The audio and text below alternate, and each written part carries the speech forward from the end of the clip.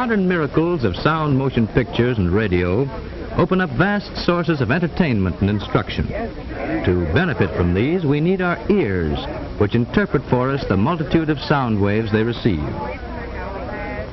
Now, if you will lend me your ears while watching this picture on the screen, I will tell you about these invisible waves and how our ears are able to convert them into sound.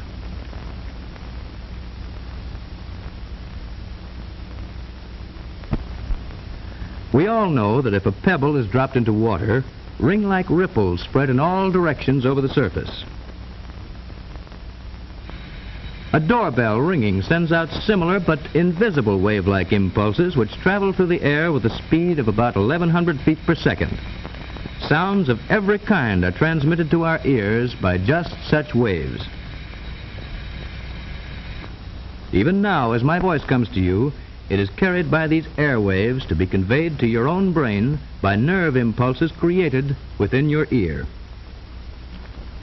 As we shall see, this feat of conversion requires the highly refined and perfect mechanism which is our ear. To begin with, air impulses are caught by the outer shell and directed into the ear canal. Now let us look into this canal by using a specially designed instrument like this otoscope, which is used by physicians when examining our ears. There in the center we see a small disc, which is the drum membrane. Now here it is at very close range and very much enlarged. Sound waves beat against this membrane as drumsticks beat upon a kettle drum or tympanum. So it is naturally called the tympanic membrane. It lies a little more than an inch from the outer opening and completely shuts off the eardrum from the ear canal, just as a drumhead completely covers a drum.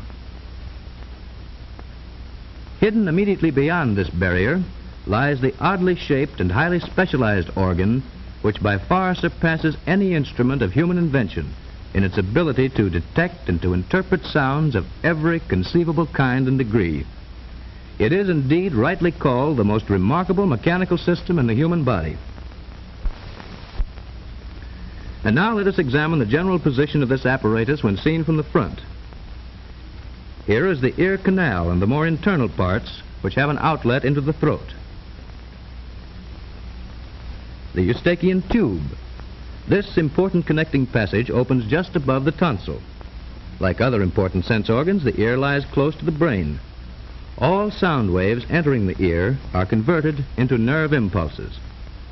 These impulses are conveyed to the brain by the auditory nerve, the shortest path to the auditory center, which controls the organ and where sound perception or hearing is located.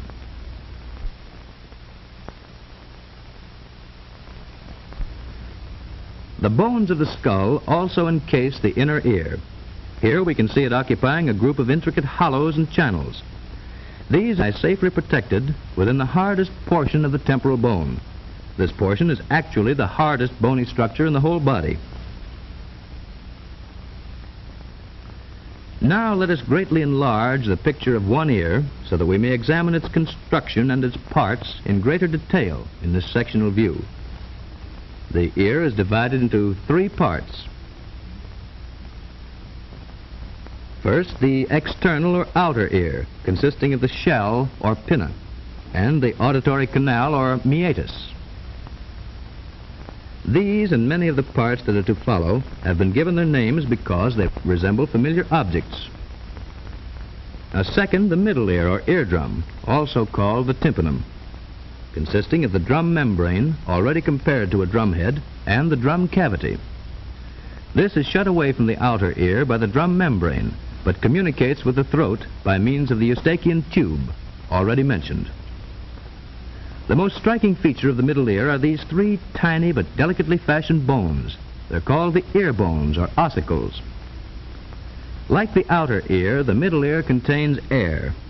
It is the purpose of the Eustachian tube to equalize the air pressure on both sides of the drum membrane to prevent its being injured by violent noises or changes in air pressure. Beyond the middle ear lies the third part, called the inner ear or labyrinth. Unlike the outer and the middle ear, this part is filled with a liquid instead of air and contains the delicate apparatus which transforms sound waves into nerve impulses. And now let's look at a still larger view of the middle ear with its 3 ear bones or ossicles, and then see what happens when sound waves strike the drum membrane. This bone, consisting of a head and handle, is called a hammer or malleus, and is fastened by the handle to the drum membrane. United to the malleus by a joint is the anvil or incus, which in turn touches the stirrup or stapes. The footplate of the stirrup is attached by a movable ligament to an opening, which is called the oval window. If from any cause the drum membrane is forced inward, its movement is transmitted to the stapes, and the upper part of its footplate swings into the inner ear as on a hinge. Repeated pushes make the plate swing in and out, agitating the liquid which fills the inner ear. And now let's see how sound waves coming from a ringing bell act upon the ear mechanism. Here we see in slow motion how these sound waves, by beating against the drum membrane, are carried across the middle ear to the inner ear by the chain of ossicles.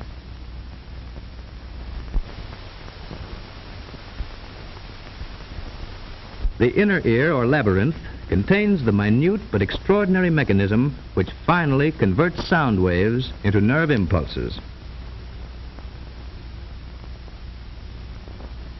If the eardrum should be destroyed, sound waves could still reach the inner ear through the surrounding bone and cause some sensation of hearing. But destruction of the labyrinth itself causes complete deafness.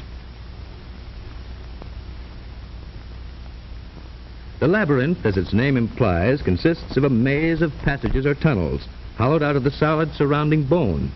These passages are loosely lined with a skin or membrane. Now, if we remove its surrounding bone, we reveal the shape of the entire labyrinth as it is formed by its lining membrane. Part of the labyrinth consists of these 3 ring-shaped passages called the semicircular canals. These, however, only aid the body in keeping its balance and need not be considered in connection with hearing. Our real interest is in this rounded portion with the 2 small openings, and, of course, the part with which it is united and which looks like the shell of a snail.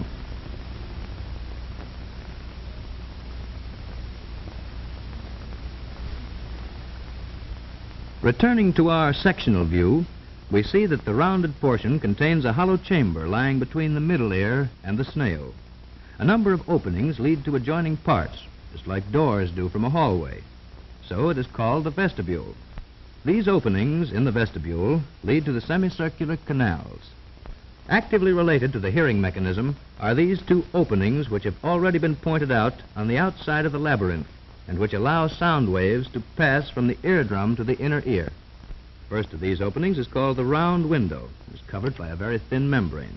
The second, the oval window. Through it are received sound impulses transmitted by the plate of the stapes which covers it. And the third opening leads into the upper half of the passage, which has the shape of a snail or cockleshell, and so is called the cochlea. Within the cochlea is contained the mechanism which finally converts sound vibrations into nerve impulses. Let us look at the inside of this amazing little instrument. If we were to slice through the middle of the cochlea and then turn the separated portion face upwards, we would see inside a spiral-shaped canal which circles around a central core of bone called the modiolus. This canal is divided into an upper and lower portion by a membrane shaped like a spiral ramp. This membrane is of a highly complicated internal construction, and when agitated by sound waves, sends out nerve impulses. These are conducted to the brain by nerves which unite to form the main auditory nerve leading to the auditory center.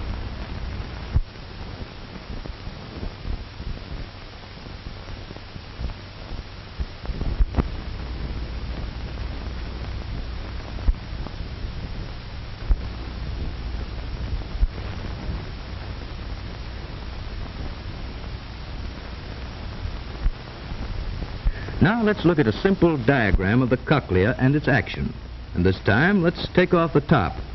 Here again, briefly, we recognize the vestibule with the oval window covered by the stirrup. And directly below is the round window covered by its membrane. And here is the third opening, which leads directly into the inner channel of the cochlea. This white line represents the all-important spiral membrane, which transforms sound waves into the sensation of hearing. As we have seen before, this space is filled with a liquid. Now here again, we observe the action of sound waves upon the ear. This is merely a simple picture of the complicated action that results when sound waves enter the inner ear by way of drum and ear bones. The liquid, when set into vibration, causes wave-like shakings of the spiral membrane. These shakings, in turn, set up the nerve action, which, when carried to the brain, results in the sensation of hearing. The ear, then, is a very delicate and complicated mechanical device. Astonishingly sensitive in its ability to separate and to distinguish a vast medley of sounds, it excels by far the most ingenious and delicate instruments ever devised by man.